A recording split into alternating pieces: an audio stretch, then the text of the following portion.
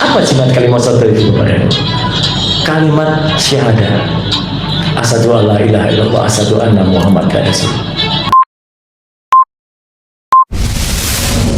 Kali ini lagi ada yang mendadak dangdut menjadi seorang ustadz di acara yang bertema kajian pejuang subuh. Mengapa ketika kamu mendengar berita bohong itu orang-orang mukmin dan mukminat?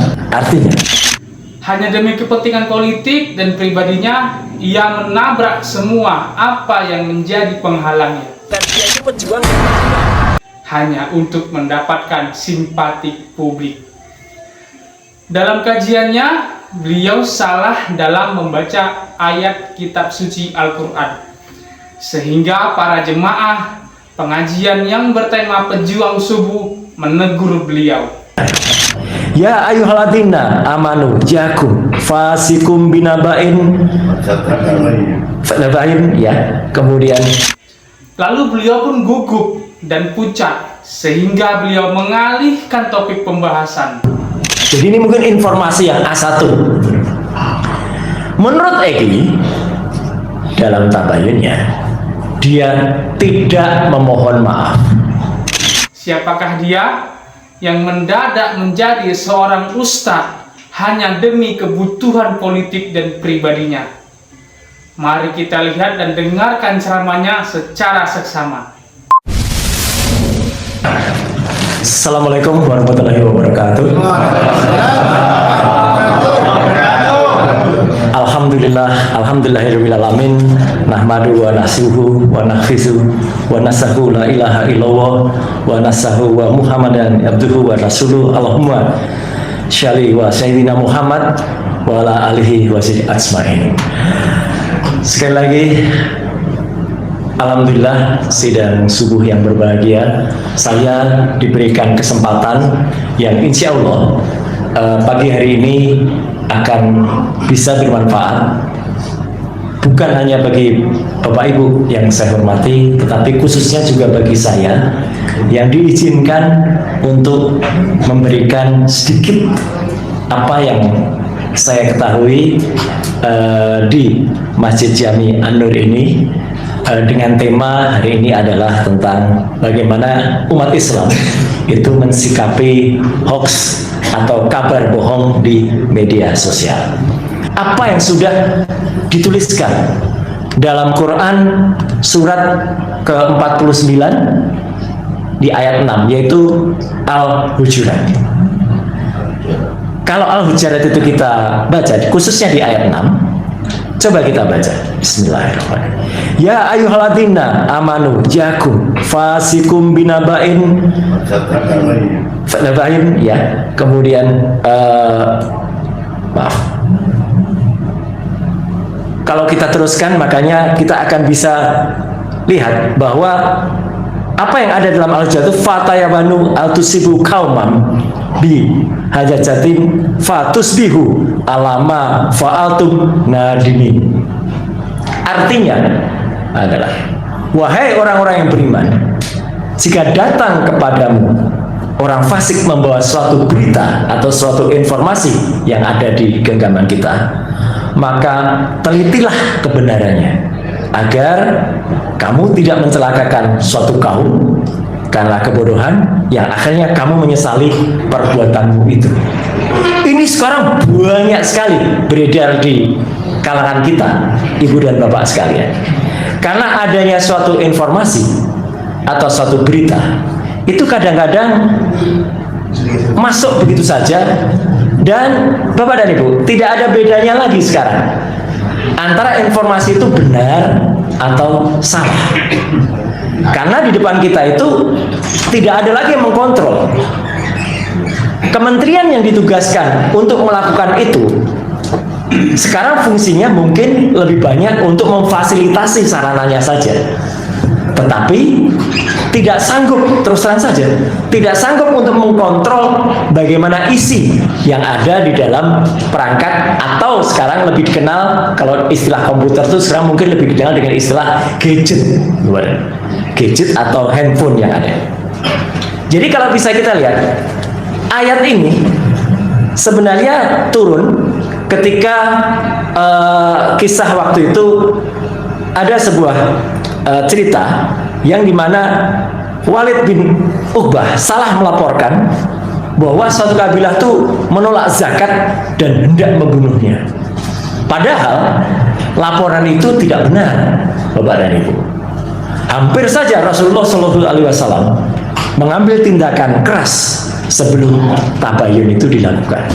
Jadi tabayun atau konfirmasi atau memastikan itu benar atau tidak. Bapak dan Ibu, baru saja, mohon maaf ini saya ambil contoh yang sangat aktual yang terjadi. 2 hari yang lalu sebuah peristiwa terjadi di kota Solo. Sahabat kita, saya tetap menyatakan sahabat, Egy Sujana dan Damai Herlubis datang ke rumah Pak Jokowi di Solo. Nah, banyak yang beredar, apa ini yang terjadi? Saya kemarin di Kompas TV sore kemarin tetap mengatakan sebaiknya Bapak dan Ibu, kita tunggu penjelasan dari yang bersangkutan terlebih dahulu. Meskipun banyak sekali, mohon maaf ini Bapak dan Ibu, suara-suara yang beredar cair gitu. Saya nggak tahu maksud artinya apa cair itu Bapak dan Ibu. Tapi sudahlah, lebih baik kita tunggu. Dan apa yang kami lakukan? Saya, Bapak dan Ibu, kemarin siang ini benar-benar tabayun melalui rekan saya, Michael Sinaga. Dia telepon langsung ke